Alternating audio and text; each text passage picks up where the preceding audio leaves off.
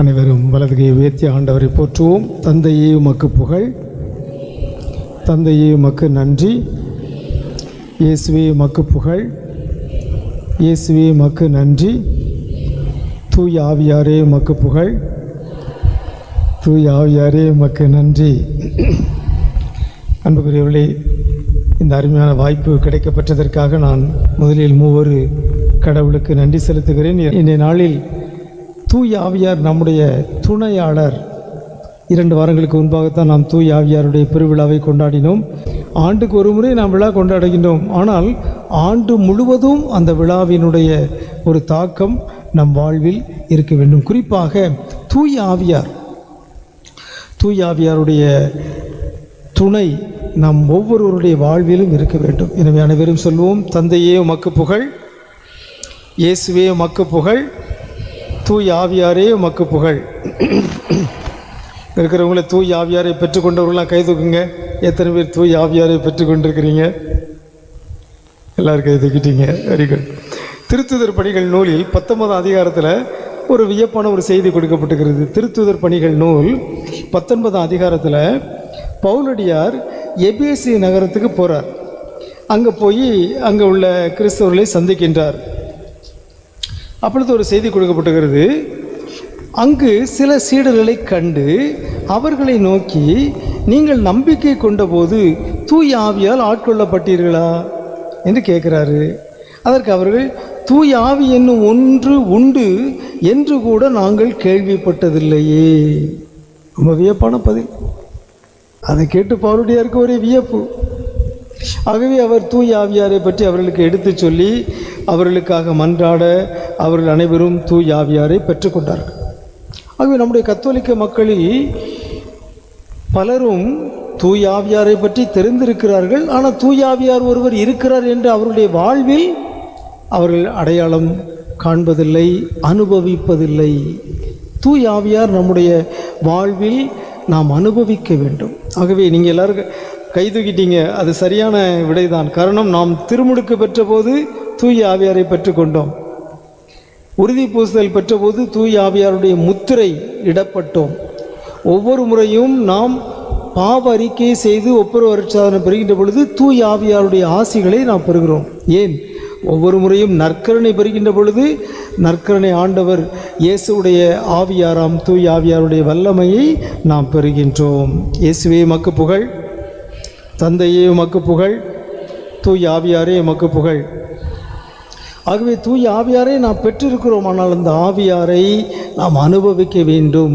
ஆவியாருடைய துணையை நாம் பெற வேண்டும். தூய ஆவியாருக்கு பல பெயர்கள் இருக்கின்றன. தூய ஆவியாருடைய அந்த நீண்ட மன்றாட்டை எடுத்துக்கொண்டால் அவருக்கு பல பெயர்கள் கொடுக்கப்பட்டிருக்கின்றன. உன்னத ஆறுதலானவர், ஆன்ம இனிய விருந்தினர், இனிய தன்மையும் கொண்டவர், உழைப்பில் களைப்பை தீர்ப்பவர், வெம்மை தணிக்கும் குளிர் நிழல், அழுகையில் ஆறுதலானவர், உன்னத பேரின்ப ஒளி என்று பல சிறப்பு பெயர்கள் தூய ஆவியாருக்கு கொடுக்கப்பட்டிருக்கின்றன.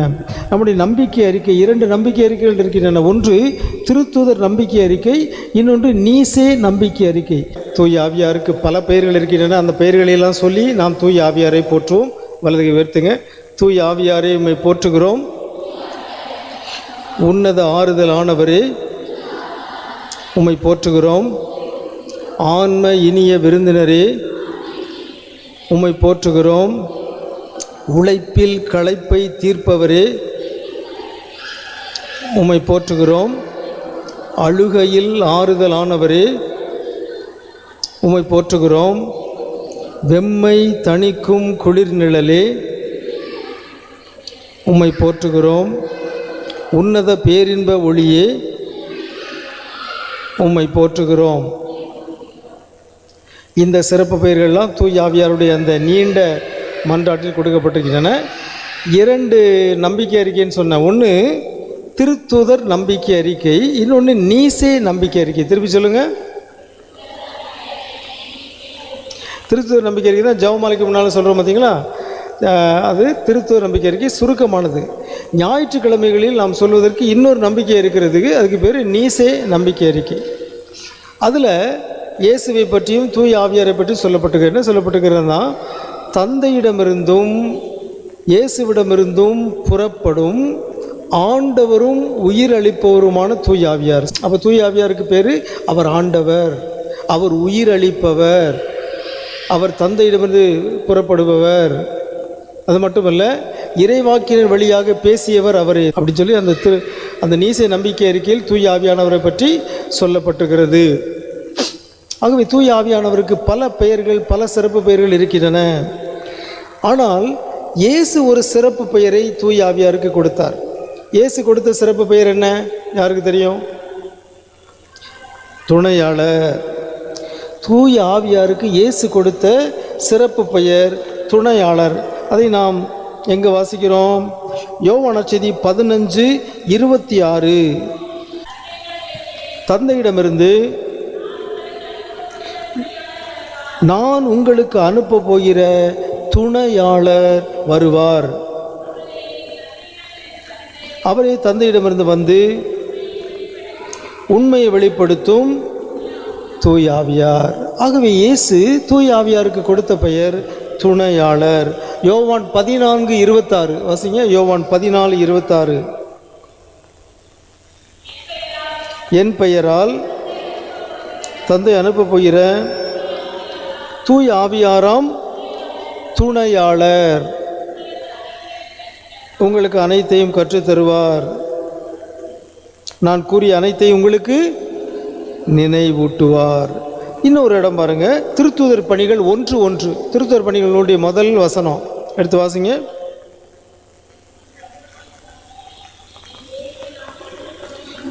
இயேசு தாம் தெரிந்து கொண்ட திருத்தூதர்களுக்கு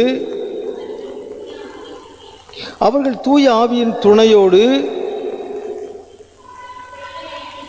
செய்ய வேண்டியவற்றை குறித்து அறிவுறுத்திய பின் விண்ணேற்றமடைந்தார். ஆகவே எதை செய்தாலும் தூய ஆவியாரின் துணையோடு செய்யுங்கள். ஆகவே இயேசு நமக்கு தூய ஆவியாரை அறிமுகப்படுத்தி ஒரு பெயரை தந்திருக்கிறார். அவர் துணையாளர். துணையாளர் உங்களுக்கு நினைவூட்டுவார், துணையாளர் உங்களுக்கு கற்றுத்தருவார், துணையாளர் உங்களோடு இருப்பார், துணையாளருடைய துணையோடு நீங்கள் அனைத்தையும் செய்யுங்கள். ஆகவே இவ்வளவு தெளிவாக இயேசு போதித்த பிறகும் தூய ஆவியாரை திருமுழுக்கு வழியாக, உறுதி பூசல் வழியாக, ஒப்புரவு அருட்சாதனத்தின் வழியாக, நற்கருணை வழியாக நாம் பெற்ற பிறகும் தூய ஆவியாருடைய துணையை நாம் பயன்படுத்துவதில்லை. அனைவரும் சொல்வோம், ஆண்டவரே இரக்கமாயிரும். தூய ஆவியாருடைய துணையை நாம் பயன்படுத்துவதில்லை.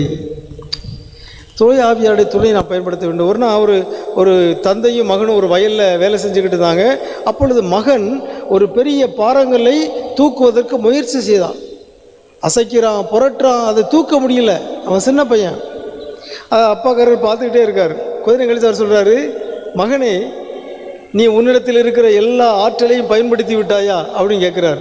அவன் சொல்கிறான், ஆமாம், என்னுடைய முழு பலத்தை நான் பயன்படுத்தி விட்டு இந்த கல்லை என்னால் தூக்க முடியல. அப்பா சொல்கிறாரு, முழு பலத்தையும் பயன்படுத்திட்டியா? ஆமாம். இல்லை, நான் ஒருத்தங்க நின்றுட்டு இருக்கேனே, என்னுடைய உதவி நீ கேட்க வேண்டியதானே? அப்பா, நீங்களே எனக்கு கொஞ்சம் உதவி செய்யுங்க. 2 பேரும் சேர்ந்து என்ன பண்ணிட்டாங்க? கல்லை தூக்கி விட்டார்கள். ஆகவே தூய ஆவியார் உங்களையும் என்னையும் நோக்கி இந்த கேள்வி கேட்குறார். நான் ஒருத்தன் பக்கத்தில் இருக்கிறேன், என்னை நீங்கள் கூப்பிடலையே. ஏன்னா இயேசு என்ன சொல்லியிருக்கிறாரு? அவர் துணையாளர். அவருடைய துணையோடு எதையும் செய்யுங்கள். உங்களுடைய வாழ்க்கையின் அனைத்து பணிகளையும் நீங்கள் எதை செய்தாலும் தூய ஆவியாருடைய துணையோடு செய்யுங்க. நீங்கள் தேர்வு எழுதும்போது தூய ஆவியாருடைய துணையை நாடுங்கள். படிக்கிற பிள்ளைகள் நல்லா கேட்டுக்கிடுங்க. தேர்வு எழுதும்போது, படிக்கும் பொழுது தூய ஆவியாருடைய துணையை நாடுங்கள். வேலை செய்யும் பொழுது தூய ஆவியாருடைய துணையை நாடுங்கள். உங்களுடைய வாழ்க்கையின் முக்கியமான தீர்மானங்களை எடுக்கின்ற பொழுது தூய ஆவியாருடைய துணையை நாடுங்கள். எதை செய்தாலும், சமைக்கும் போது கூட, சாம்பார் வைக்கும் போது கூட தூய ஆவியாருடைய துணையை நாடுங்கள். விவிலியத்தில் நாம் பல செய்திகளை பார்க்கின்றோம். தூய ஆவியார் எப்படியெல்லாம் நமக்கு உதவி செய்கின்றார் என்று. முதல்ல பாருங்க, நம்முடைய வாழ்வின் அடிப்படையானது இறைவேண்டல், ஜபம். நாம் ஜபிப்பதற்கு, நாம் இறைவேண்டல் செய்வதற்கு தூய ஆவியார் துணை செய்கின்றார். எபேசியர் 6:18 எடுத்து வாசிங்க.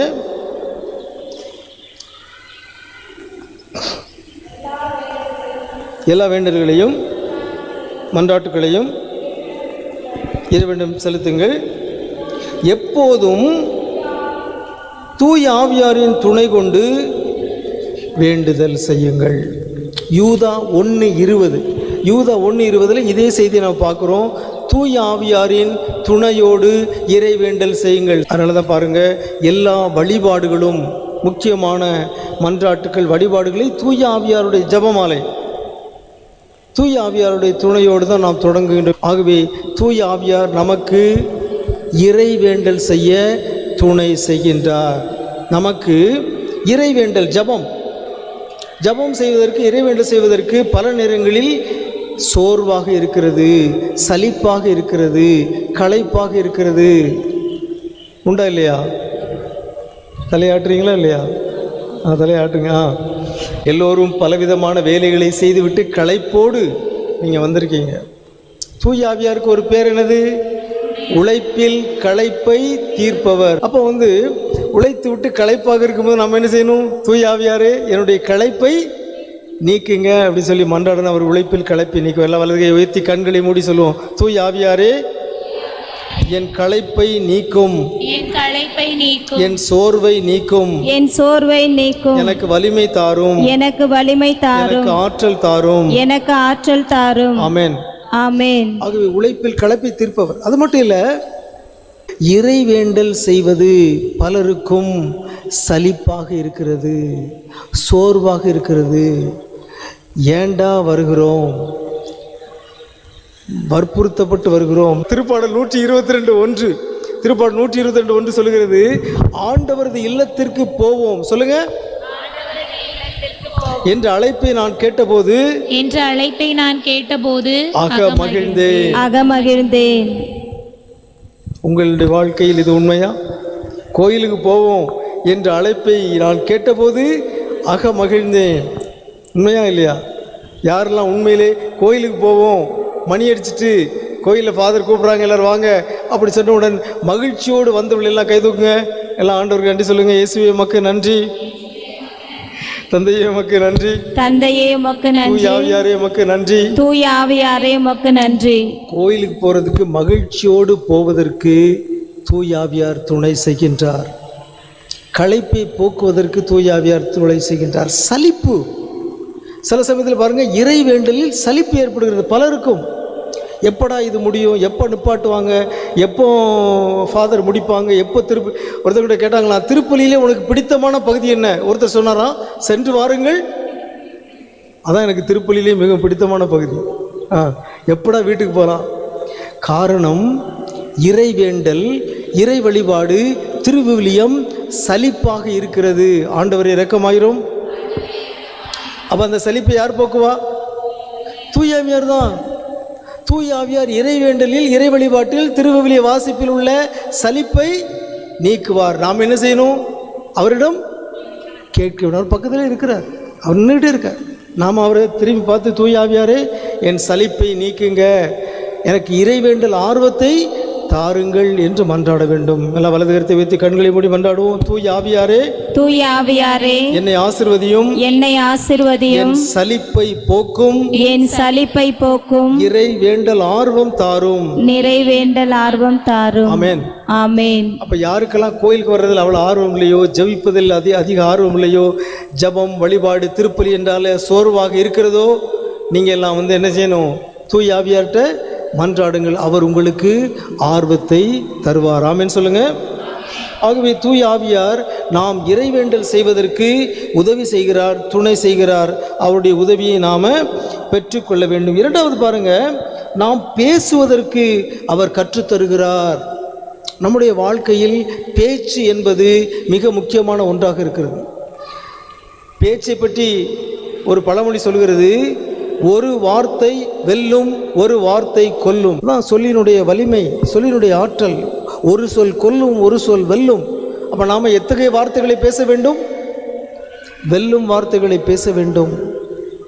ஆகவே நாம் என்ன பேச வேண்டும், எப்படி பேச வேண்டும் என்று தூய ஆவியார் நமக்கு உதவி செய்கிறார், உதவி செய்வார் என்று இயேசு சொல்லியிருக்கிறார். நம்முடைய வீடுகளில், நம்முடைய குடும்பங்களில் பல நேரங்களில் பேச்சினால்தான் சிக்கல்கள் வருகின்றன. நம்முடைய உறவுகளில் பேச்சினால்தான் சிக்கல்கள் வருகின்றன. ஆகவே நாம் பேசுவதில் கவனமாக இருப்பதற்கு தூய ஆவியார் நமக்கு உதவி செய்கின்றார். லூக்கா நற்செய்தி லூக்கா 12:11-12 தொழுகை கூடங்களுக்கும் ஆட்சியாளர் அதிகாரிகள் முன்னும் உங்களை கூட்டிக் கொண்டு போகும்போது எப்படி பதிலளிப்பது, என்ன பதிலளிப்பது, என்ன பேசுவது என நீங்கள் கவலைப்பட வேண்டாம். ஏனெனில் நீங்கள் பேச வேண்டியவற்றை தூய ஆவியார் அந்நேரத்தில் உங்களுக்கு கற்றுத் தருவார். தந்தையே உமக்கு புகழ், இயேசுவே உமக்கு புகழ், ஆவியாரே உமக்கு புகழ், தூய ஆவியாரே உமக்கு புகழ். அப்ப என்ன பேசுவது என்ன பேசக்கூடாதுன்னு சொல்லிட்டு யாரும் கவலைப்பட வேண்டாம். தூய ஆவியார் உங்களுக்கு கற்றுத் தருவார். ஆகவே நம்முடைய வாழ்க்கையில் பல நேரங்களில் பாருங்கள், சில சமயத்தில் நேர்காணல் இன்டர்வியூவுக்கு போகிறோம், சில சமயத்தில் அதிகாரிகளை சந்திக்க போகிறோம், கலெக்டரை பார்க்க போகிறோம், எஸ்பியை பார்க்க போகிறோம், டிஎஸ்பியை பார்க்க போகிறோம், உயர் பொறுப்புகள் இருக்கிறவர்களை பார்க்க போகிறோம், கல்வி உயர் அதிகாரிகளை பார்க்க போகிறோம். அப்போ நமக்கு எப்படி இருக்கும்?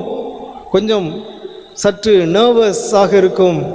அப்போல்லாம் நாம் யார்கிட்ட கொண்டாடணும்?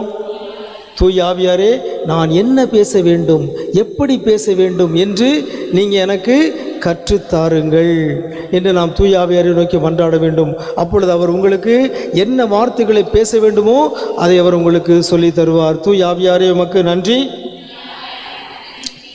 திருத்துதர் பணிகள் நூல் 4வது அதிகாரம் 8 மற்றும் 13 அந்த வசனங்களை பாருங்க. இந்த பெந்தகோஸ்து பெருவிழாவில் தூய ஆவியாரை பெற்றுக்கொண்ட பிறகு பேதுருவும் திருத்தோரும் என்ன பண்ணுறாங்க? ஆற்றலோடு அருளுரை ஆற்றுகிறார்கள். அப்பொழுது அவர்களை பிடித்து கொண்டு திருச்சங்கத்தின் முன்பாக நிறுத்துகிறாங்க. எருசலேம் திருச்சங்கத்தில் அவங்க அந்த தலைமைக்குரிய எல்லாரும் அவங்ககிட்ட கேள்வி கேட்குறாங்க. வாசிங்க 8வது வசனம். அப்பொழுது பேதுரு தூய ஆவியால் ஆட்கொள்ளப்பட்டு அவர்களுக்கு மறுமொழியாக கூறியது, மக்கள் தலைவர்களே, மூப்பர்களே, உடல் நலமற்றிருந்த இவருக்கு நாங்கள் செய்த நற்செயல் எப்படி நிகழ்ந்தது என்பதை குறித்து நாங்கள் இன்று விசாரணை செய்யப்படுகிறோம். அதாவது பேதுரு ஒரு மனிதனை குணமாக்கிட்டார் இல்லையா? இயேசுவின் பேரால் சொல்ற எழுந்து நட, அவர் எழுப்பி நடந்துட்டார். எப்படி இது நடந்துச்சு அப்படின்னு விசாரிக்கிறாங்க. விசாரிக்கும் போது அதில் போட்டிருக்குது, பேதுரு தூய ஆவியாரால் ஆட்கொள்ளப்பட்டு. அப்போ விசாரிக்கப்படுகின்ற பொழுது இவர் துணிந்து பதில் சொல்லுகிறார். அதற்கு காரணம் தூய ஆவியார் அவரை ஆட்கொண்டு எப்படி பதில் சொல்வது என்று சொல்லித் தருகிறார். 4:13 வாசிங்க. பேதுருவும் யோவானும் கல்வியறியற்றவர்கள் என்பதை திருச்சங்கத்தார் அறிந்திருந்தனர். எனவே அவர்களது துணிவை கண்டு வியப்படைந்தார்கள். தூய ஆவியாரே உமக்கு புகழ், ஆவியாரே உமக்கு நன்றி, தூய ஆவியாரே உமக்கு நன்றி. அப்ப பேதுரு தான் நமக்கு சிறந்த எடுத்துக்காட்டு. பேதுரும் யோவானும் கல்வியறியற்றவர்கள், ஆனால் துணிச்சலாக திருச்சங்கத்தை முன்பாக நின்று, தலைமை குரு முன்பாக நின்று பதில் சொல்றாங்க. காரணம், முந்தின வசனத்தில் நாம் வாசித்தோம், 4:8 வாசித்தோம், பேதுரு தூய ஆவியாரால் ஆட்கொள்ளப்பட்டு பதில் சொன்னார். ஆகவே தூய ஆவியார் துணிவை தருகிறார். என்ன பேசுவது, எப்படி பேசுவது என்று நமக்கு கற்றுத்தருகிறார். அதிகாரிகள் முன்னால் மட்டும் இல்லை, எல்லாரும் கூட நம்முடைய குடும்ப வாழ்க்கையில் நாம் பேசும்போது, பெற்றோர் பிள்ளைகளோடு பேசும்போது, பிள்ளைகள் பெற்றோரோடு பேசும்போது, கணவன் மனைவியோடு பேசும்போது எப்படி பேச வேண்டும் என்பதை தூய ஆவியார் நமக்கு கற்றுத்தர வேண்டும். நாம் அவரை நோக்கி நாம் மன்றாட வேண்டும். ஒரு இறைவனை செல்வோம். தூய ஆவியாரே, நாங்கள் எப்படி பேச வேண்டும், எப்போது பேச வேண்டும், எப்பொழுது பேச வேண்டும், எதை பேசக்கூடாது என்பதை எங்களுக்கு கற்றுத்தாரும். ஆமென். ஆகவே இறைவேண்டல் செய்வதற்கு தூய ஆவியார் துணை செய்கின்றார். எப்படி பேசுவது என்பதற்கு தூய ஆவியார் துணை செய்கின்றார். அது மட்டும் இல்லை, சில சமயங்களில் அவர் நம்மை தடுக்கின்றார். இதை செய்யாதே, அதை செய்யாதே. துணையாளர் துணையாளர் கூட வரும்போது என்ன செய்வார், அங்கே போவாத, இங்கே நம்ம சின்ன பிள்ளைலாம் கையை பிடிச்சி கூட்டு போகும்போது செய்வோம்ல, அங்கே போவாத, இப்படி வா அப்படி சொல்லுவோம், அங்கே போவாத, அங்கே முள்ளு கிடக்கு, இந்த பக்கம் வா. அங்கே தூய ஆவியார் இதை செய்கிறார். ரொம்ப வியப்பான ஒரு செய்தி. தூய ஆவியார் நம்மை தடுக்கின்றார். இங்கே போகாதே, இதை செய்யாதே. 2 எடுத்துக்காட்டுகள் திருத்துதர் பணிகள் நூலில் கொடுக்கப்பட்டுகிறது. திருத்துதர் பணிகள் 16:6 மற்றும் 7 இறைமொழியில் 2 இடங்களில் தூய ஆவியார் அவர்களை தடுக்கின்றார். வாசிங்க. ஆசியாவில் இறை வார்த்தையை அறிவிக்காதவாறு தூய ஆவியார் தடுக்கவே அவர்கள் திருகிய கலாத்திய பகுதிகளுக்கு கடந்து சென்றார்கள். அப்போ ஆசிய பகுதிகளில் நற்செய்தியை அறிவிக்காதவாறு தூய ஆவியார் தடுக்கின்றார். எதற்கு என்று சொல்லவில்லை. நாம் கற்பனை செய்து பார்த்து கொள்ளலாம். அங்கே போனால் இவர்களுக்கு ஏதாவது ஆபத்து வரலாம், அல்லது அங்கே அந்த நற்செய்தியை இப்போது அறிவிப்பதற்கான சூழ்நிலை இல்லாமல் இருக்கலாம். அது நமக்கு தெரியாது. யாருக்கு தெரியும்? தூய ஆவியாருக்கு தெரியும். அதனால் அங்கே போவாதீங்க, இங்கே போங்கன்னு சொல்கிறார். அடுத்த 7வது வசனத்தை வாசிங்க. அவர்கள்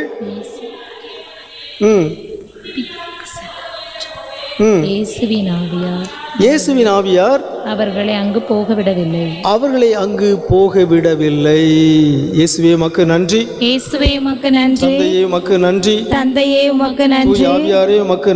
தூய ஆவியாரே உமக்கு நன்றி. பாருங்க, பல நேரங்களில் நம்முடைய குழந்தைகள் போகக்கூடாத இடங்களுக்கு போய் விடுகிறார்கள். நம்முடைய இளைஞர்கள், இளம்பெண்கள் போகக்கூடாத இடங்களுக்கு போய் விடுகிறார்கள். பல நேரங்களில் பாருங்கள், சில விபத்துக்களெல்லாம் அடிக்கடி நாம் பார்க்குறோம்.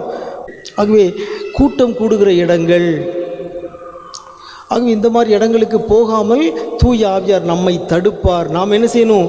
தூய ஆவியாருக்கு செவிமடுக்க வேண்டும். தூய ஆவியாரோடு விழிப்போடு நாம் உறவு கொள்ள வேண்டும். அப்பொழுது அவர் எங்கே செல்வது, எங்கே செல்லக்கூடாது, அங்கே போவாதீங்க அப்படின்னு சொல்லுவார். ஆகவே தூய ஆவியாரோடு நாம் நெருக்கமான உறவு கொண்டு விட்டோம் என்றால், தூய ஆவியாருடைய குரலுக்கு நாம் செவி மடுக்க கற்றுக்கொண்டு விட்டோம் என்றால், தூய ஆவியார் சொல்வார், இங்கே போகாதீர்கள், இந்த ஊருக்கு போகாதீங்க, இந்த இடத்துக்கு போகாதீங்க என்று அவர் நம்மை தடுப்பார். இயேசுவே உமக்கு புகழ். இயேசுவே உமக்கு நன்றி. தூய ஆவியாரே உமக்கு புகழ். தூய ஆவியாரே எங்கள் துணையாளரே நாங்கள் எங்கே செல்லக்கூடாது என்று நீர் தடுக்கின்ற பொழுது அதற்கு கூர்ந்து செவிசாய்க்க எங்களுக்கு அருள் தாரும். ஆகவே நாம ஒரு இடத்துக்கு போவா வேண்டாமான்னு கூட தூய ஆவியார்ட்ட நாம கேட்கலாம்.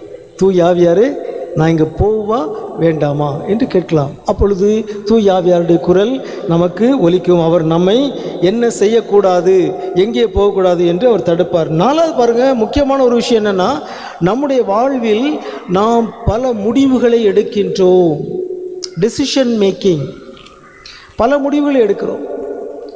பெற்றோர்கள் பிள்ளைகளுக்காக முடிவுகள் எடுக்கிறாங்க. இந்த பிள்ளைகளை எந்த பள்ளியிலே கொண்டு சேர்ப்பது, எந்த கல்லூரியில் கொண்டு சேர்ப்பது, என்ன பாடம் எடுப்பது, அப்போ பல குழப்பம். அவங்ககிட்ட போய் கேட்குறோம், இவங்ககிட்ட போய் கேட்குறோம். பிள்ளைகள்லாம் என்ன சொல்கிறாங்க, என் ஃப்ரெண்டு இந்த குரூப் எடுத்திருக்காங்க, அதனால் நானும் அந்த குரூப் எடுப்பேன். என்னுடைய தோழி இந்த கல்லூரியில் போய் சேர்ந்திருக்காங்க, அதனால் நானும் அந்த கல்லூரியில் என்று இவர்கள் மனித ஆலோசனையின்படி நடக்கிறார்கள். ஆண்டவர் இரக்கமாயிரும்.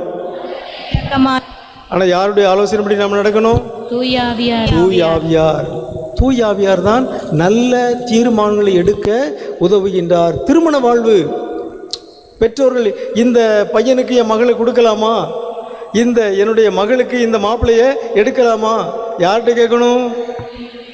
நாம் பல சமயத்தில் யார்கிட்ட கேட்குறோம்? ஆட்கள்கிட்ட கேட்குறோம்.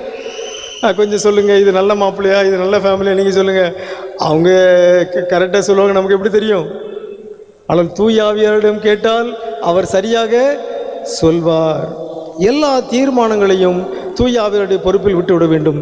தொடக்க திரு அவையில் முக்கியமான ஒரு தீர்மானத்தை தூய ஆவியாருடைய துணையோடு எடுத்தார்கள். திருத்துதர் பணிகள் 15ஆம் அதிகாரத்தில் ஒரு செய்தி கொடுக்கப்பட்டுகிறது. எருசலேம் திருச்சங்கம், திரு அவை வரலாற்றில் 21 பொதுச்சங்கங்கள் நடைபெற்றிருக்கின்றன. 2ஆம் வத்திக்கான் சங்கம் கடைசியாக நடந்தது. முதல்ல நடந்தது எருசலேம் பொதுச்சங்கம்.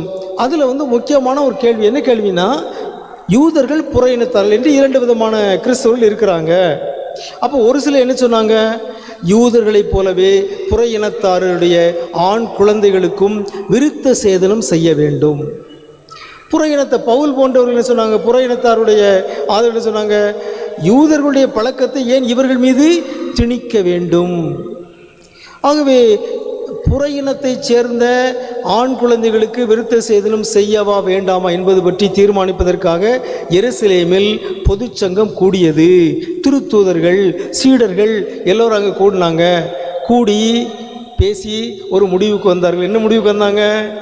புற இனத்தார் மீது விருத்த சேதனத்தை திணிக்க வேண்டாம் அப்படின்னு முடிவெடுத்தார்கள். அந்த முடிவை பற்றி பேதுரு ஒரு அருமையான ஒரு வாக்கியத்தை சொல்லுகிறார். என்ன வாக்கியம் என்றால், திருத்துவர் பணிகள் 15:28, திருத்துவர் பணிகள் 15:28, இன்றியமையானவற்றை தவிர வேறு எந்த சுமையையும் உங்கள் மேல் சுமத்தக்கூடாது என்று தூய ஆவியாரும் நாங்களும் தீர்மானித்தோம். அப்ப இந்த தீர்மானத்தை யார் எடுத்தா? தூய ஆவியாரும் நாங்களும். நம் வாழ்வின் எல்லா தீர்மானங்களையும் நாம் தனியாக எடுக்க கூடாது. நம் துணையாளரான தூய ஆவியாரோடு இணைந்து தீர்மானங்களை எடுக்க வேண்டும். இந்த மாப்பிள்ளைக்கு இந்த மகளை கொடுக்கவா, இந்த வீட்டில் சம்பந்தம் எடுக்கவா, இந்த பள்ளியில் குழந்தையை சேர்க்கவா, இந்த கல்லூரியில் மகளை சேர்க்கவா, இந்த ஊருக்கு மாற்றலாகி செல்லவா, நம் வாழ்வின் எல்லா தீர்மானங்களையும் தூய ஆவியாரும் நாமும் இணைந்து எடுக்க வேண்டும். அதை கவனிங்க, நாங்களும் தூய ஆவியாரும் தீர்மானித்தோம் அப்படி சொல்லலை. எப்படி சொல்லலை? எப்படி சொல்லலை? எப்படி சொல்லியிருக்குது? அப்படி சொல்லலை. எப்படி சொல்லியிருக்குது? அப்போ யாரு மேஜர் பார்ட்னர்? யாரு? தூய ஆவியார். மைனர் பார்ட்னர் யாரு? நம்ம. அவ்வளோதான். நம்ம எல்லாருக்கும் மேஜர் பார்ட்னர் யாரு? தூய ஆவியார். மைனர் பார்ட்னர் யாரு? நம்ம. ஆகவே தூய ஆவியாரோடு இணைந்து நாம் தீர்மானங்களை எடுக்கின்ற பொழுது அதில் தவறுகள் நிகழாது. ஆகவே நம் வாழ்வின் பெரிய தீர்மானங்கள், சிறிய தீர்மானங்கள் அனைத்திலும் தூய ஆவியாரை நோக்கி மன்றாட வேண்டும். தூய ஆவியாரும் நாமும் இணைந்து எடுக்கின்ற எல்லா தீர்மானங்களும் வெற்றி தீர்மானங்களாக முடியும். தந்தையே உமக்கு நன்றி. தந்தையே உமக்கு நன்றி. இயேசுவே உமக்கு நன்றி. இயேசுவே உமக்கு நன்றி. தூய ஆவியாரே உமக்கு நன்றி. தூய ஆவியாரே உமக்கு நன்றி. ஆகவே பெரிய தீர்மானங்கள், சிறிய தீர்மானங்கள், பெரிய முடிவுகள், சிறிய முடிவுகள்.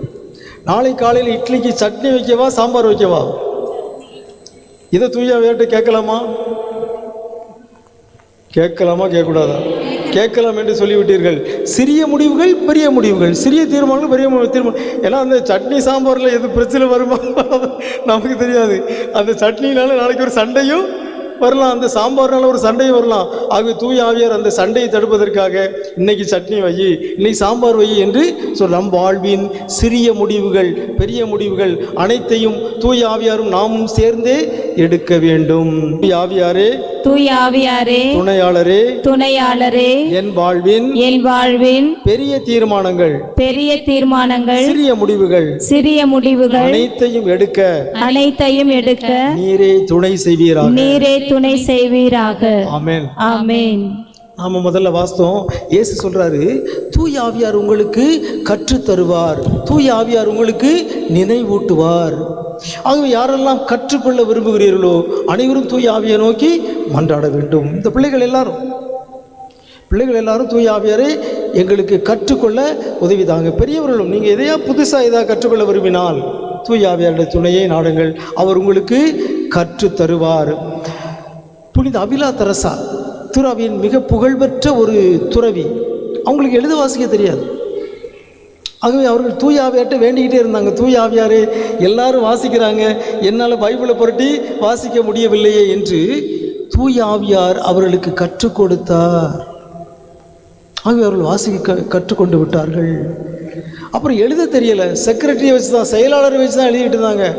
அப்புறம் தூய ஆவியார்ட்ட அவங்க கேட்டாங்க, தூய ஆவியாரே நானே எழுதுனா நல்லா இருக்குமே. தூய ஆவியார்களுக்கு எழுத கற்றுக் கொடுத்தார். தூய ஆவியாரே உமக்கு புகழ். பல ஆண்டுகளுக்கு முன்பாக நாம் மங்களகிரியில் ஒரு தியான இல்லம் இருக்குது. அங்கே தியான இல்லத்தில் நான் தியான இல்ல இயக்குனராக இருந்தேன். அங்கே பல மக்கள் வருவாங்க. அதில் ஒரு அம்மா இருக்காங்க, வருவாங்க, பைபிள் கொண்டு வருவாங்க, வசனம் சொன்னால் எடுத்து வாசிப்பாங்க. ஆனால் அவர்களுக்கு எழுத வாசிக்க தெரியாது. அவர்கள் வாசிக்கக்கூடிய ஒரே நூல் என்னதுதான்? விவிலியம் மட்டும்தான். எழுத படிக்க தெரியாத ஒரு பெண்மணி, ஆனால் எப்படியோ விவிலியத்தையும் வாசிக்க கற்றுக்கொண்டு விட்டால், மற்ற எதையும் வாசிக்க தெரியாது.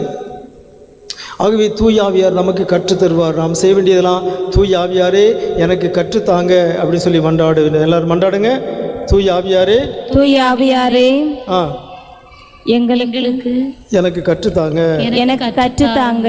ஆமென். ஆமென். கற்றுத்தர மட்டும் இல்லை, கற்றதை நினைவூட்டுபவரும் தூய ஆவியார் தான். இயேசு கூறினார், அவர் உங்களுக்கு நினைவூட்டுவார். ஆகவே படித்த தேர்வுக்கு முன்னால் என்ன செய்யணும்? தூய ஆவியார். நான் சிறு பையனாக இருக்கின்ற பொழுது எங்கள் அம்மா என்கிட்ட சொன்னாங்க, எல்லா தேர்வுகளின் போதும் தூய ஆவியார் நோக்கி மன்றாட வேண்டும், மிகவும் இரக்கமுள்ளதாயே ஜெபம் சொல்லணும் என்று சொல்லி தந்தார்கள். ஆகவே என்னுடைய குழந்தை பருவத்திலிருந்து அதன் பிறகு நான் நூற்றுக்கணக்கான தேர்வுகள் எழுதியிருக்கிறேன். MA, MEd, BA, BEd, MPhil, PhD என்று பல தேர்வுகள் எழுதியிருக்கிறேன். எல்லா தேர்வுகளின் போதும் அவன் தூய ஆவியாரை நோக்கி மன்றாட்டு, மிக இரக்கமுள்ள தாயை மன்றாட்டு. ரெண்டையும் சொன்ன பிறகு தான் நான் என்ன செய்வேன்? கேள்வித்தாளையே புரட்டி பார்ப்பேன். அதற்கு கண்ணை மூடிடுவேன். கண்ணை மூடி விட்டு இந்த ரெண்டு ஜெபத்தையும் சொன்ன பிறகு தான் தேர்வை எழுதுவேன். ஆகவே தேர்வு எழுதுகிற எல்லாரும் ஞாபகம் வச்சுக்கிடுங்க, தேர்வு எழுதுவதற்கு முன்பாக என்ன செய்யணும்? தூய ஆவியாரை நோக்கி மன்றாட வேண்டும். மிகவும் இரக்கமுள்ள தாய், நல்ல வல்லமையான ஒரு மன்றாட்டு. ஆகவே தூய ஆவியார் கற்றுத்தருவார், தூய ஆவியார் நினைவூட்டுவார், தூய ஆவியார் நினைவூட்டுவார், கற்றுத்தருவார், நினைவுபடுத்த உதவுவார், தேர்வு எழுத உதவுவார். பல சமயத்தில் பாருங்கள், என்னுடைய வாழ்க்கையில் நான் சில சாட்சியங்களை சொல்ல விரும்புகிறேன். தூய ஆவியார் நினைவூட்டுவார். ஒரு முறை சில ஆண்டுகளுக்கு முன்பாக நான் இந்த மங்களகிரியில் இருக்கும்போது தான் நான் பாளையங்கோட்டைக்கு வந்திருந்தேன். பாளையங்கோட்டையில் இதே போல் ஒரு செய்தி கொடுப்பதற்காக வந்திருந்தேன். அங்கே பகலில் செய்தி முடித்து சாப்பிட்டுட்டு என்னை பஸ்ஸில் ஏற்றி விட்டாங்க. பாளையங்கோட்டையில் பஸ்ஸில் ஏற்றி விட்டாங்க. மத்தியானம் ஒரு மணி இருக்கும். அப்போ நான் பஸ்ஸில் ஏறி உட்கார்ந்துருக்கிறேன். நான் எங்கே இறங்கணும்னா, அந்த மங்களகிரிக்கு முன்னால் இந்த பஸ்ஸு பாயிண்ட் பஸ்ஸெலாம் நிற்காது. எங்கே நிற்கிற ஒரே இடம் அந்த இது இருக்குது பார்த்தீங்களா, டோல்கேட் ஏர்போர்ட்டுக்கு முன்னால், மங்களகிரி முன்னால் டோல்கேட் இருக்குது. அங்கே இறங்கி யாராவது மோட்டார் சைக்கிளில் போய் இப்படி தான் நான் போகணும். ஆகவே நான் கண்டக்டர்கிட்ட சொல்லிட்டேன், நான் டோல்கேட்டில் இறங்கணும் அப்படி நான் சொல்லிட்டேன்.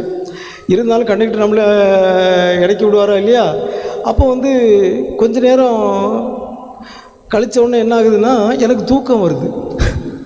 மத்தியானம் சாப்பிட்ருக்கு பார்த்தீங்களா, சாப்பிட்டுட்டு பஸ்ஸில் உட்காந்து அப்படி தூக்கம் வருது. அப்போ நான் தூய ஆவியார்கிட்ட சொல்கிறேன், தூய ஆவியாரே நான் தூங்கிடக்கூடாது, அந்த டோல்கேட்டில் நான் இறங்கணும், அதை விட்டால் இனிமேல் நான் நேராக தூத்துக்குடி 16 கிலோமீட்டர் போயிடுவேன். இது தூய ஆவியார்கிட்ட நான் சொல்கிறேன், தூய ஆவியாரே நான் டோல்கேட்டில் இறங்க வேண்டும் என்று சொல்லிவிட்டு கொஞ்சம் கழிச்சு தூங்கிட்டேன். தூங்கி விட்டு திடீர்னும் அப்படி பஸ்ஸு ஒரு குலுக்குது. அப்படி நான் முழிச்சு பார்த்தா எனக்கு கண் முன்பாக ஒரு 1/2 கிலோமீட்டர் தூரத்தில் என்ன தெரியுதுன்னா, டோல்கேட்டு தெரியுது. எனக்கு ரொம்ப ஆச்சரியம், இந்த பஸ் எப்படி குலுங்குச்சது? ஏன்னா அங்கே வேகத்தடை எதுவும் கிடையாது. அப்போ நான் நினச்சிக்கிட்டேன், யார்? தூய ஆவியார் தான் என்ன பண்ணியிருக்காரு, குலுக்கி எழுப்பி விட்டிருக்கிறார். தூய ஆவியாரே உமக்கு நன்றி. ஒரு முறை என்னுடைய மேஜையில் நிறைய குப்பை போல தாள், ஃபைலு, புக்கு எல்லாம் கிடக்கு. நான் ஒரு முக்கியமான ஒரு கடிதத்தை எடுக்க வேண்டும். அதை எடுத்துக்கொண்டு போய் நான் ஒரு இடத்துல ஒப்படைக்க வேண்டும். நானும் தேடின்னு பார்க்குறேன். 2 தடவை பார்த்தாச்சு, 3 தடவை பார்த்தாச்சு, அது இல்லை. ஆனால் இங்கே தான் இருக்கு என்று எனக்கு தெரியும். அப்போ எனக்கு தோணுச்சுது, நாம் தேடி பார்க்குற போல தூய ஆவியார் தேடி பார்த்தா உடனே கிடச்சிருமே. ஆகவே நான் என்ன செய்தேன், அந்த இடத்துல முழந்தாள் படிக்கிட்டு, தூய ஆவியாரே இந்த இதை எனக்கு காட்டித்தாங்க அப்படின்னு சொல்லிட்டு எழும்பினோடனே கண் முன்னாலே அது இருக்கிறது. எனக்கு ரொம்ப ஆச்சரியமாக போச்சு. நம்ம கண் முன்னாலே அது இருந்திருக்குது, ஆனால் கண்கள் திறக்கப்படவில்லை. தூய ஆவியார் அதை காட்டி தந்து விட்டார். இப்படி எனக்கு பல அனுபவங்கள். தூய ஆவியாரே உமக்கு நன்றி. அதனால் நாம் தூய ஆவியாரிடம் எதையும் கேட்கலாம். என்னை எழுப்பி விடுங்க, என்னைய நினைவூட்டுங்க, இதை எங்கேயோ வச்சுட்டேன், அதை எடுத்து தாங்க. இப்போ நாங்களாம் ஊர் விட்டு ஊருக்கு போவோம் பார்த்தீங்களா. நான் இப்போ மாற்றலாகி வேறு ஒரு புதிய பங்கு போயிருக்கேன். இவ்வளோ ஜாமானையும் தூக்கி அங்கே கொண்டு வச்சு எதை எங்கே வச்சோன்னு சொல்லிட்டு தெரியாது. அதை தேடி கண்டுபிடிக்க 2 மணி நேரம் ஆகும்.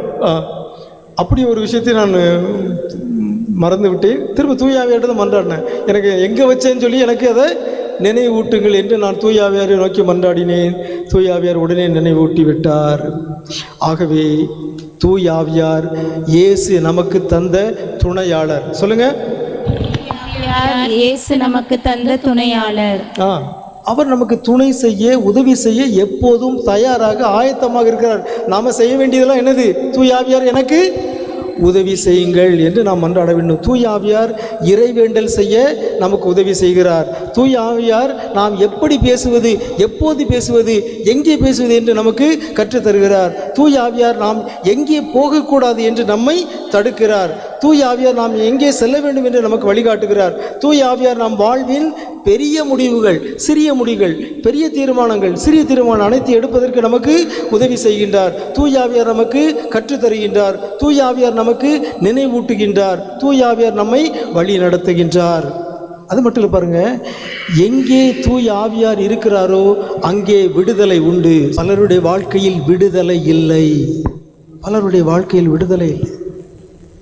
அவர்கள் சிலர் குடிக்கு அடிமையாக இருக்கிறார்கள், சிலர் போதைக்கு அடிமையாக இருக்கிறார்கள், சிலர் தொலைக்காட்சிக்கு அடிமையாக இருக்கிறார்கள், சிலர் அலைபேசிக்கு அடிமையாக இருக்கிறார்கள், சிலர் சில மனிதர்களுக்கு அடிமையாக இருக்கிறார்கள், சிலர் சில எண்ணங்களுக்கு அடிமையாக இருக்கிறார்கள். அப்போ அந்த அடிமைத்தனத்தில் இருப்பவர்கள் தூய ஆவியாரை நோக்கி மன்றாட வேண்டும். தூய ஆவியாரே எனக்கு விடுதலை தாங்க. அவர் நமக்கு விடுதலை தருவார். கரங்களை உயர்த்தி நாம் மன்றாடுவோம். தூய ஆவியாரே, தூய ஆவியாரே, என் அடிமைத்தனத்திலிருந்து எனக்கு விடுதலை தாரும். எனக்கு விடுதலை தாரும். கட்டுக்களை அவிழ்த்து விடும். கட்டுக்களை அவிழ்த்து விடும். தடைகளை உடைத்தருளும். தடைகளை உடைத்தருளும். ஆமென், ஆமென். சரசகத்தில் பாருங்க, இந்த கருத்தரிக்க இயலாதவர்கள், குழந்தை செல்வம் இல்லாத தம்பதியர்கள், அப்போ அவர்களுக்கு அந்த கருத்தரிப்பதற்கு ஏதோ ஒன்று தடையாக இருக்கிறது. என்ன தடை என்று சில சமயத்தில் மருத்துவர்கள் கண்டுபிடிக்கிறார்கள். சில மருத்துவர்களால் கூட கண்டுபிடிக்க முடியாது. எல்லாம் உங்களுக்கு சரியாக தான் இருக்குது அப்படின்னு சொல்லிடுவாங்க. ஆகவே அந்த தடையும் உடைப்பவர் தூய ஆவியார் தான். தூய ஆவியார்ட்ட நாம் மன்றாட வேண்டும். தூய ஆவியாரே, திருமணமாகி குழந்தை செல்வத்துக்காக, குழந்தை செல்வங்களுக்காக காத்திருக்கிற தம்பதிகளை ஆசீர்வதியும். காத்திருக்கிற தம்பதிகளை ஆசீர்வதியும். குழந்தையின்மை என்னும் தடையை உடைத்தருளும். குழந்தையின்மை என்று இருக்க தடையை உடைத்தருளும். குழந்தை செல்வத்தை தாரும். குழந்தை செல்வத்தை தாரும். ஆமென், ஆமென். ஆகவே இந்த குழந்தை செல்வத்துக்காக காத்திருக்கிற தம்பதிகளுக்காக நம்ம எல்லாரும் மன்றாட நம்முடைய கடமை. அது பெரிய ஆசீர்வாதம். ஆகவே இந்த ஜபமாலையில் ஒரு 10 மணிகளை இந்த மாதிரி குழந்தை செல்வத்துக்கு காத்திருப்பவருக்காக நாம் ஒப்பு கொடுக்கணும். நான் எப்போவுமே இந்த 4 மறை உண்மைகளிலும் இந்த 3வது 10 மணிகளை நான் ஒப்பு கொடுப்பேன். ஏன்னா 3வது மகிமை நிறை மறை உண்மையில் 3வது என்னது? தூய ஆவியார் இறங்கி வந்தது. ஆகவே அந்த தூய ஆவியார் இறங்கி வந்த அந்த 10 மணிகளை நான் எனக்கு நெருக்கமான குழந்தை செல்வத்துக்காக காத்திருக்கிற தம்பதிகள் நினைவு கூர்ந்து அவர்களுக்காக நான் ஒப்பு கொடுப்பேன். குழந்தை செல்வத்துக்காக காத்திருக்கிற எல்லா தம்பதிகளுக்காக நான் ஒப்பு, நீங்களும் அதை செய்ய. ஆகவே குழந்தை செல்வத்துக்காக காத்திருக்கிற தம்பதிகளுக்காக நாம் எல்லோரும் மன்றாட வேண்டும். அவர்களும் மன்றாட வேண்டும். தூய ஆவியார் அந்த குழந்தை இன்மை என்னும் தடையை உடைத்து அவர்களுக்கு குழந்தை செல்வதை தருவார். இயேசுவே உமக்கு புகழ். இயேசுவே உமக்கு நன்றி. இயேசுவே உமக்கு நன்றி. இன்னொன்று பாருங்க, தூய ஆவியார் நமக்கு கொடைகள், வரங்கள், கனிகள் தருகின்றார். அதெல்லாம் மிகப்பெரிய ஆசீர்வாதம். தூய ஆவியாருடைய 9 கனிகள்: அன்பு, மகிழ்ச்சி, அமைதி, பொறுமை, கனிவு, நன்னயம், நம்பிக்கை, தன்னடக்கம். இந்த பாருங்க, ஒரு சிலர் அடிக்கடி சொல்லுவாங்க, எனக்கு ரொம்ப கோபம் வருது ஃபாதர், இந்த கோபத்திலிருந்து என்னால் விடுதலை பெற முடியவில்லை. அப்போ பொறுமை என்னும் கனியை தூய ஆவியாரிடம் நீங்கள் மன்றாட வேண்டும். சிலருடைய வாழ்வில் மகிழ்ச்சி இல்லை, எல்லாம் இருக்குது, ஆனால் மகிழ்ச்சி இல்லை. மகிழ்ச்சி என்பது தூய ஆவியாருடைய 9 கனிகளில் ஒன்று. தூய ஆவியாரை மகிழ்ச்சியை தாங்க என்று மன்றாட வேண்டும். இந்த 9 கனிகளில் எனக்கு பிடித்தமான கனி என்ன தெரியுமா? தன்னடக்கம், தன் கட்டுப்பாடு. தூய ஆவியார் நமக்கு என்ன தருகிறார்? தன் கட்டுப்பாட்டை தருகிறார். நம்முடைய வாழ்வில் நமக்கு தன் கட்டுப்பாடு தேவை. சாப்பிடும்போது தன் கட்டுப்பாடு தேவை. இதை சாப்பிடக்கூடாது, சாப்பிட மாட்டேன். இதை குடிக்கக்கூடாது, குடிக்க மாட்டேன். எனக்கு பல சிக்கல், என் வாழ்வில் பல சிக்கல். நான் குளிர்ச்சியான எதையும் குடிக்கக்கூடாது. ஐஸ்கிரீம் சாப்பிட்டு 40 வருஷம் ஆகுது. இளநீர் குடிக்க முடியாது, பதனி குடிக்க முடியாது, எல்லாம் குடிக்க முடியாது. குளிர்ச்சியான பழங்கள் சாப்பிட முடியாது. ஃப்ரிட்ஜில் வச்சு எதையும் சாப்பிட, ஏன் பச்சை தண்ணி கூட குடிக்க முடியாது. ஆனால் ஐஸ்கிரீமை இந்த சிறுவன் சாப்பிடுகிறார் என்றால் அதை பார்த்தா எனக்கு ஆசை வருமா? வரவே வராது. எதை பார்த்தாலும், எதை சாப்பிடக்கூடாதோ அதை பார்த்தால் எனக்கு ஆசை வராது. இயேசுவே உமக்கு புகழ். இயேசுவே உமக்கு புகழ். எனக்காக நீங்கள் ஆண்டவரை போற்றுறீங்க, உங்களுக்கும் அது கிடைக்கும். உங்களில் யாருக்காவது உடல்நலம் தொடர்பான சிக்கல்கள் இருந்தால் அல்லது வயது முதிர்வின் காரணமாக சிக்கல்கள் இருந்தால், சிலவற்றை சாப்பிடக்கூடாது என்று உங்களுக்கு சொல்லப்பட்டிருந்தால், பொரிச்ச மீன் சாப்பிடக்கூடாது, இறைச்சி சாப்பிடக்கூடாது, சீனி சாப்பிடக்கூடாது என்று உங்களுடைய வாழ்வில் இதெல்லாம் சாப்பிடக்கூடாது அப்படின்னு இருந்ததுன்னா நீங்கள் யார்கிட்ட மண்டாடணும்?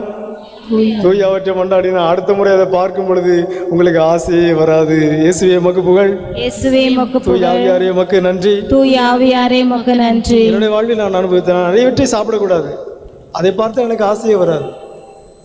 இளநியை பார்த்தா, பதனியை பார்த்தா, ஐஸ்கிரீமை பார்த்தாலாம் யார் வேணாலும் சாப்பிட்டு போகிறாங்க. எனக்கு அந்த கிரேவிங், அதுக்கு இன்னொரு காரணம். அந்த கிரேவிங் ஏன் வரமாட்டாங்கன்னா, இந்த மூளை அது பயிற்சி பெற்று விட்டது, இது உனக்கு உதவாது, எனவே அதை பார்த்து நீ ஏங்காது என்று மூளை என்ன எனக்கு அது சொல்லிக் கொடுக்கிறது. அந்த மூளைக்கு யார் சொல்லிக் கொடுத்தா? தூயாவியார் சொல்லிக் கொடுத்துருக்காரு. ஆகவே நம்முடைய அந்த கிரேவிங் ஃபார் ஃபுட், அதிலிருந்தும் தூயாவியார் நம்மை விடுவிக்கின்றார். தன் கட்டுப்பாடு என்னும் கொடையை நமக்கு தருகின்றார். அப்போ பலருக்கு கோபம் வருகிறது, எரிச்சல் வருகிறது, சல் என்று எரிந்து விடுகிறார்கள். உங்களுக்கு தூய் ஆவியார் தேவை. தூய் ஆவியாரே உங்களுடைய கனிகளால் என்னை நிரப்புங்க என்று மன்றாட வேண்டும். கரங்களை உயர்த்தி மன்றாடுவோம். தூய் ஆவியாரே, தூய் ஆவியாரே உம்முடைய கனிகளால் என்னை நிரப்பும், என்னை ஆசீர்வதியும், என்னை ஆசீர்வதியும். நிறைவாக ஒரு நல்ல ஒரு முக்கியமான செய்தி, மகிழ்ச்சியை பற்றி ஒரு செய்தி சொல்லியிருக்கு பாருங்க. திருத்தூர் பணிகள் 13:52, திருத்தூர் பணிகள் 13:52 சொல்லப்பட்டிருக்கிறது. சீடர்களோ தூய ஆவியாரால் நிரம்பி மகிழ்ச்சியில் திளைத்திருந்தார்கள். வாசிங்க. சீடர்களோ தூய ஆவியால் ஆட்கொள்ளப்பட்டு மகிழ்ச்சியில் திளைத்திருந்தார்கள். மகிழ்ச்சியில் திளைத்திருந்தார்கள். நல்ல ஒரு வார்த்தை, திளைத்திருந்தார்கள் என்ற சொல் விவிலியத்திலேயே இந்த ஒரு இடத்தில் மட்டும்தான் பயன்படுத்தப்பட்டது. மகிழ்ச்சியால் திளைத்திருந்தார்கள். ஆகவே பலருடைய வாழ்வில் கவலைகள், சின்ன குழந்தைகளுக்கு கூட கவலை இருக்கிறது. சின்ன குழந்தைகளிலிருந்து பெரியவர்கள் பலவிதமான கவலைகள், மகிழ்ச்சி இல்லை. ஆனால் எங்கே தூய ஆவியார் இருக்கிறாரோ அங்கே மகிழ்ச்சி இருக்கிறது. ஆகவே தூய ஆவியார் நம்முடைய கவலைகள் அனைத்தையும் அகற்றிவிட்டு நம்மை மகிழ்ச்சியாக நிரப்புகிறார். மகிழ்ச்சி என்பது தூய ஆவியாருடைய கனிகளில் ஒன்று. சீடர்கள் தொடக்க காலத்தில் பல சிக்கல்கள், அவர்களுக்கு வேத கலாபனை பல எதிர்ப்புகள், ஆனாலும் சீடர்கள் மகிழ்ச்சியில் திளைத்திருந்தார்கள் என்று விவிலியம் கற்றுத்தருகிறது. ஆகவே யாரெல்லாம் மகிழ்ச்சியோடு வாழ வேண்டும் விரும்புகிறீர்களோ நீங்கள் எல்லோரும் தூய் ஆவியாரை நோக்கி மன்றாடுங்கள். தூய் ஆவியாரே, உம்முடைய மகிழ்ச்சியால் என்னை நிரப்பும், என் குடும்பத்தை நிரப்பும், நான் அன்பு செய்யும் அனைவரையும் நிரப்பும். ஆமென், ஆமென். ஆகவே அன்புக்குரியவர்களே, தூய் ஆவியார் நாம் துணையாளர், இயேசு தந்த துணையாளர். அவர் நமக்கு பல விதங்களிலும் உதவி செய்கிறார் என்று நாம் பார்த்தோம். என்னெல்லாம் செய்கிறார்? ஒன்று, இறைவேண்டல் செய்ய கற்றுத்தருகிறார். இறைவேண்டலின் சோர்வை, சலிப்பை நீக்குகிறார். இறைவேண்டல் ஆர்வத்தை தருகிறார். இதை நம்ம கேட்கணும். நீங்கள் மகிழ்ச்சியை தாங்கன்னு கேட்கலாம், எல்லாத்தையும் கேட்கலாம். தூயாவிட்டு எது வேணாலும் கேட்கலாம். தூயாவிட்ட நம்ம கேட்க வேண்டிய ஒன்று, இறைவேண்டல் ஆர்வத்தை தாங்க, ஜப ஆர்வம் தாங்க அப்படி நம்ம மன்றாடும். அவர் அப்பொழுது தருவார். ஏன்னா நமக்கு சலிப்பு, சோர்வு ஏற்படுது பலருக்கும். அருள் பணியாளர்கள், துறவியர் இறைவேண்டலில் அதிகமாக ஆர்வத்தோடு ஈடுபடுவதற்கு தூய ஆவியார் உதவி செய்கிறார். ஆகவே சில துறவிகளுடைய வாழ்வில், சில அருள் பணியாளருடைய வாழ்வில் இறைவேண்டல் சோர்வாக இருக்கிறது, களைப்பாக இருக்கிறது. பகல் பொழுது நாங்கள் வேலை செய்துவிட்டு மாலை எங்களால் ஜெபிக்க முடியவில்லை. உங்களுக்கு ஒரு துணையாளர் இருக்கிறார், அவர்தான் தூய ஆவி. அவரை நோக்கி மன்றாட வேண்டும். எங்களுக்கு ஜப ஆர்வம் தாங்க, ஜப ஊக்கம் தாங்க அப்படின்னு சொன்னோன்னே அவர் மணிக்கணக்காக நாம் இறைவேண்டல் செய்வதற்கு ஆற்றல் தருவார். ஆகவே அன்புக்குரியவர்களே, ஒவ்வொரு நாளும் நாம் தூய ஆவியாரை போற்ற வேண்டும். நாம் 3 கடவுளை போற்ற வேண்டும். நம்முடைய கடவுள், ஒரு கடவுள் 3 ஆட்களாக இருக்கிறார். ஆகவே எப்பொழுதும் தந்தையே உமக்கு புகழ், இயேசுவே உமக்கு புகழ், தூய ஆவியாரே உமக்கு புகழ். சொல்லுங்கள், கைகளை உயர்த்தி சொல்லுங்கள். தந்தையே உமக்கு புகழ், இயேசுவே உமக்கு புகழ், தூய ஆவியாரே உமக்கு புகழ். நன்றி சொல்லுங்க. தந்தையே உமக்கு நன்றி, தந்தையே உமக்கு நன்றி, இயேசுவே உமக்கு நன்றி, தூய ஆவியாரே உமக்கு நன்றி. மாட்சி. தந்தையே உமக்கு மாட்சி, இயேசுவே உமக்கு மாட்சி, தூய ஆவியாரே உமக்கு மாட்சி. உம்மை போற்றுகிறோம்.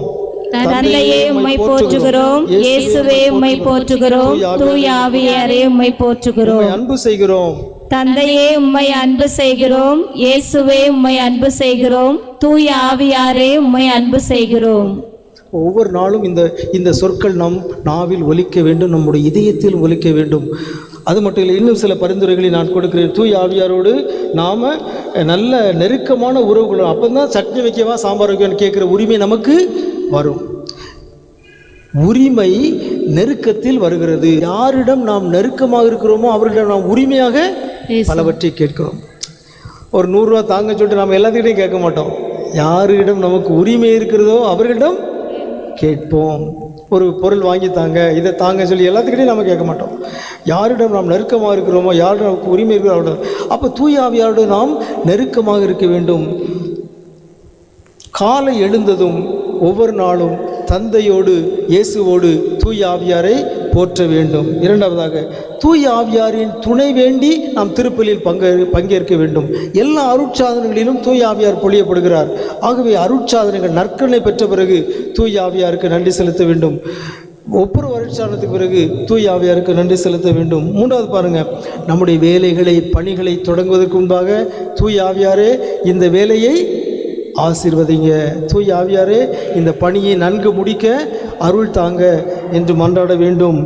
எதையும் செய்வதற்கு முன், சாப்பிடுவதற்கு முன், பேசுவதற்கு முன், இதை செய்யவா வேண்டாமா, இதை பேசவா பேச வேண்டாமா, அவங்ககிட்ட இன்னைக்கு கேட்கவா வேண்டாமா, இதை சாப்பிடவா வேண்டாமா, எப்பொழுதும் கன்சல்ட் த ஹோலி ஸ்பிரிட். சிக்கல்கள் வரும் பொழுது தீர்வு தாங்க என்று மன்றாட வேண்டும். சிறிய பெரிய முடிவுகளை எடுக்கும் முன்னர் தூய ஆவியாரிடம் மன்றாட வேண்டும்.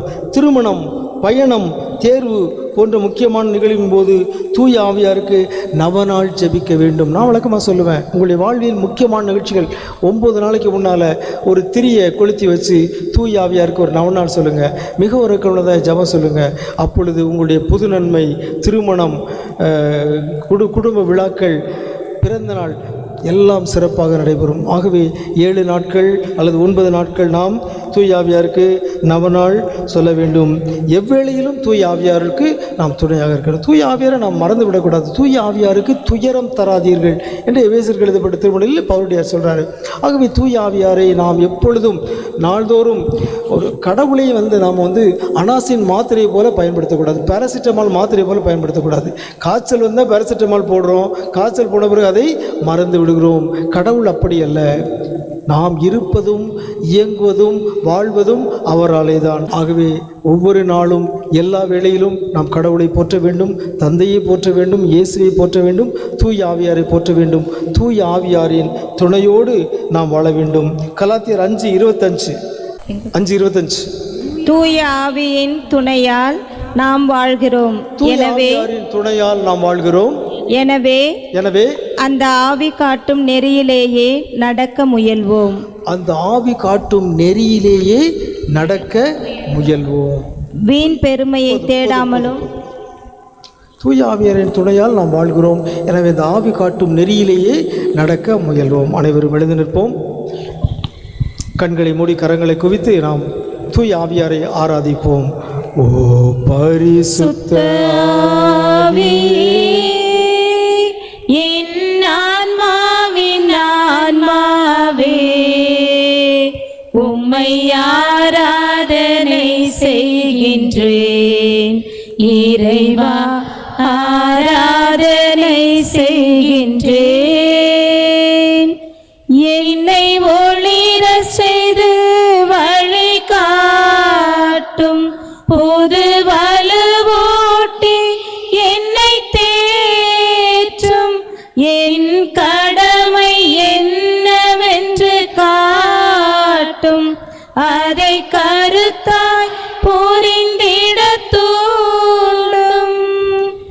என்ன நேர்ந்தாலும் நன்றி ஸ்துதி கூறி பணிவேன் என் இறைவா. உந்தன் திருவுளப்படி என்னை நடத்தும். ஓ பரிசுத்த ஆவியே, என் ஆன்மாவின் ஆன்மாவே, உம்மை ஆராதனை செய்கின்றேன். இறைவா ஆராதனை ஆராதனை செய்கின்றேன். மன்றாடுவோமாக. அன்பு தந்தை இறைவா, நாங்கள் உம்மை போற்றுகிறோம், உமக்கு நன்றி செலுத்துகிறோம். எங்கள் ஒவ்வொருவருக்கும் துணையாளராக நீர் தந்திருக்கிற தூய் ஆவியார் என்னும் கொடைக்காக உமக்கு நன்றி செலுத்துகிறோம். ஆண்டவரே, நாங்கள் அந்த தூய் ஆவியாருடைய துணையை வேண்டி விரும்பி நாடி நாள்தோறும் அவர் காட்டும் நெறியிலேயே நடக்க எங்களுக்கு அருள் தருவீராக. தூய் ஆவியாரை நாங்கள் அன்பு செய்யவும், தூய் ஆவியாரை நாங்கள் நாள்தோறும் போற்றவும், தூய் ஆவியாரோடு நெருக்கமான உறவு கொண்டு வாழவும் எங்களுக்கு அருள் தாரும். அந்த தூய் ஆவியாரின் துணையோடு நாங்கள் இறைவேண்டல் செய்யவும், கற்றுக்கொள்ளவும், நினைவூட்டப்படவும், எங்கு செல்வது எங்கு செல்லக்கூடாது என்கிற ஞானத்தை பெறவும், எங்கள் வாழ்வின் அனைத்து தீர்மானங்களையும் எடுப்பதற்கும் தூய் ஆவியார் உதவி செய்வாராக. தூய் ஆவியாருடைய கனிகளாலும் கொடைகளாலும் வரங்களாலும் எங்களை நிரப்பியருளும். தூய் ஆவியார் தருகின்ற மகிழ்ச்சி எனும் கொடையால் நாங்கள் நிரப்பப்படுவோமாக. அன்னை மரியா தூய் ஆவியாருடைய நேசம் என்று அழைக்கப்பட்ட அந்த தாய் எங்களுக்காக பரிந்து மன்றாடி அந்த தூய் ஆவியாருடைய துணையை பெற்று தருவாராக. எங்கள் ஆண்டவராகிய கிறிஸ்து வழியாக உம்மை மன்றாடுகிறோம்.